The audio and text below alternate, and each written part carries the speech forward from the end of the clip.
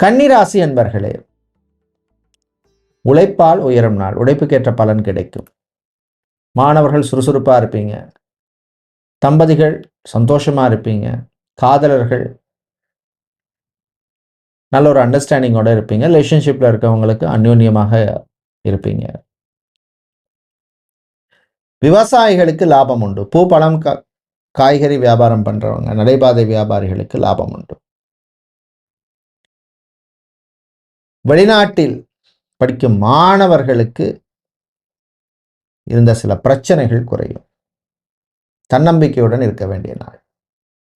சொந்தமாக தொழில் ஆரம்பிக்கணும், பிஸ்னஸ் ஆரம்பிக்கணும், இல்லை பிஸ்னஸ் எக்ஸ்பேண்ட் பண்ணணும் அப்படின்னு முயற்சி செய்வர்கள் சம்பந்தமான விஷயங்கள்லாம் கொஞ்சம் பிளான் பண்ணி பண்ணிக்கோங்க கரெக்டாக.